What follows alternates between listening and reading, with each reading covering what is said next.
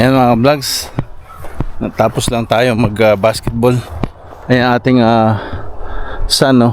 Orange, lulubog na. Ano ata ngayon tawag nito, may usok ata, may forest fire malapit dito sa paligid.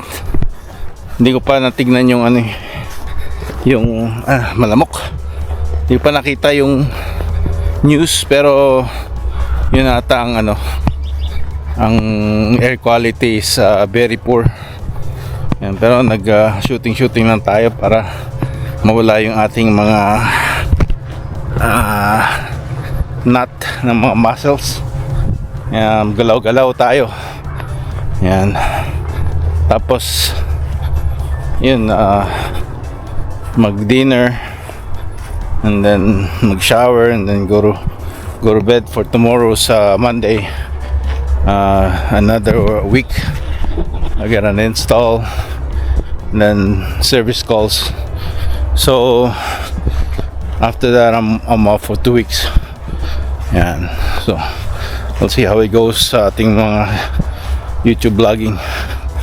Yan, sama ko kayo sa mga pupuntahan ko.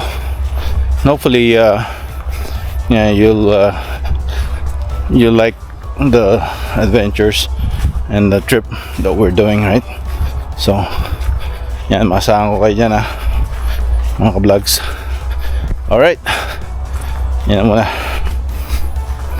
2,000 years later. Ayan, napakainit. Yan. Nag preventative maintenance tayo dito sa dealership ng Volkswagen. Oops, enough ko. Yan, pinalitan natin yung transfer belt. Magano tayo, maaraw transfer belt, transfer roller, yung tatlong drums, and then ano pa ba, yung black drum. Tsaka after that nag auto gradation tayo, tsaka pinalitan natin yung rollers sa tray 3. Yan, so dahil tayong ginawa. Yung basura iniwan ko na lang, sinabi ko kung they can get rid of it, so because we don't have any more bins, garbage bins para sa basura. So ayan, ang ano natin is 175, no, yung ating gas per liter. Grabe ang epekto ng carbon tax talaga, no, dito sa buhay sa Canada. Non-stop. Kailangan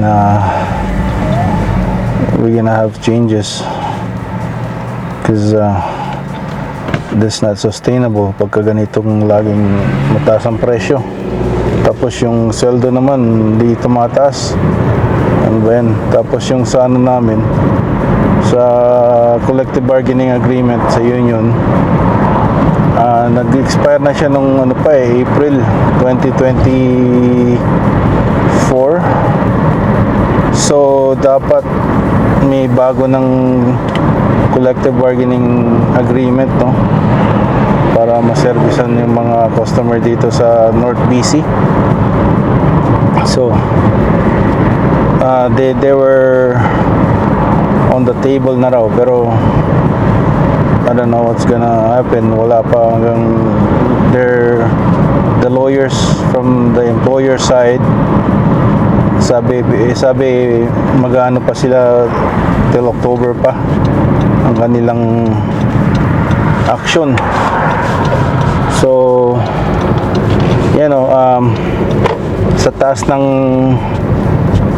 mass immigration, ang daming nagpuntahan dito, so corporate can take advantage and keep the wages low by keeping having more competitive compete yung mga workers, lalo na yung mga bagong dating sa isang position. I heard it's gonna be like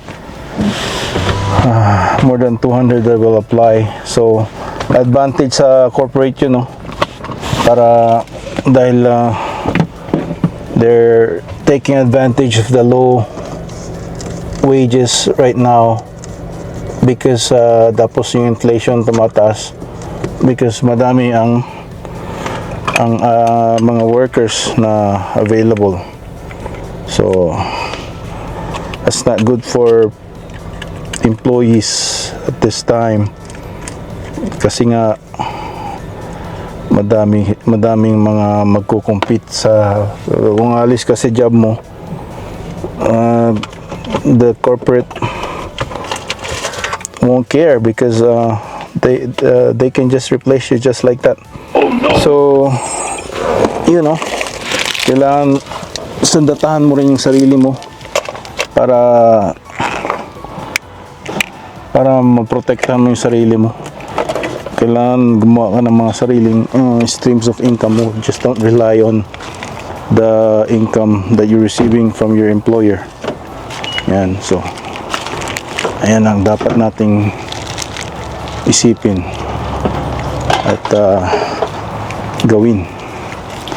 Yan, yun na muna. A few moments later. Good morning mga ka-vlogs. I-share ko lang itong nakita ko sa Toronto Star.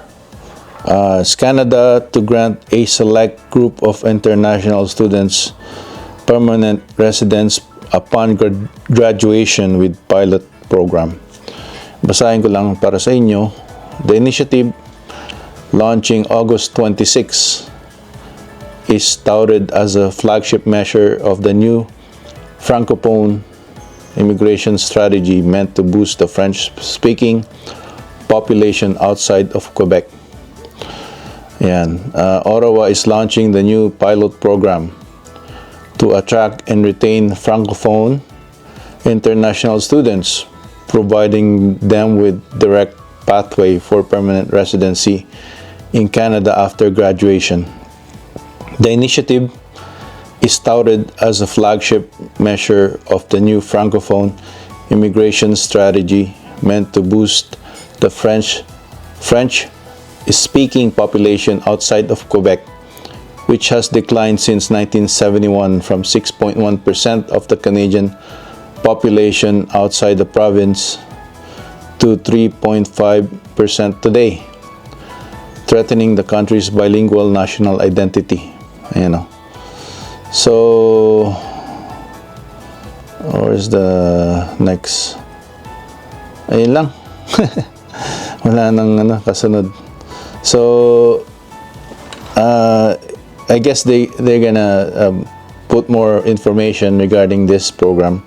Pero it's meant for the outside of Quebec and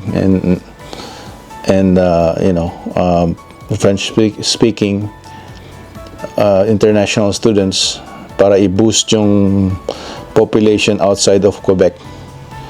So this content is exclusive to subscribers only. So it's just ano lang to, no? Marami pang more information coming up about this program. But just want to react to it na in the West here in Canada, there's not a lot of French speaking compared to the East, but a lot of students from Quebec here, I've seen in the past na they come in here as planters ng mga trees, and they get paid per tree to plant, no? Sometimes 11-12 bucks a plant, I think. So they do a lot of that. That's what I heard, or $7 to $8 parang mga ganun per plant. So they do a lot of numbers. These are students coming from Quebec, Ontario, and some of them are French speaking. Some of them they come here and just stay put here. Yan. So yan yung ang immigration system before. But the mass immigration, mostly after the pandemic, it was coming from India, Asia, Philippines, yan, mostly. But dominantly like students, international students. So yeah, if you're a French-speaking Canadian or international student, I mean, you could have a chance of getting this program from the Canadian government pilot program upon graduation. So I guess it's in canada.ca if you need more information regarding this, sa lahat ng mga mag-i-inquire or sa mga yung mga nandito na international students. I think in postgraduate PGWP is it's getting paused, so we have to keep up with the information coming from the immigration Canada, and sana meron silang fast solutions regarding this, dahil na marami nagpo-protest. Even Canadians are protesting because of the mass immigration. They can't find jobs, and the renters, they're paying too much because of the competitiveness of the market. A lot of mass people who immigrated here, they wanted to find a better housing, but there's not enough supply for the demand. So that means this house is skyrocketing, right? So all we have to do is wait for the Immigration Canada to announce more of these programs. So this was announced. I just got this August 14th, so now it's the 15th, and this is launching August 26th of 2024 so far. So maraming mga changes na nangyayari regarding immigration in Canada. So just keep up with the news in sa canada.ca, and it should be all there. All right.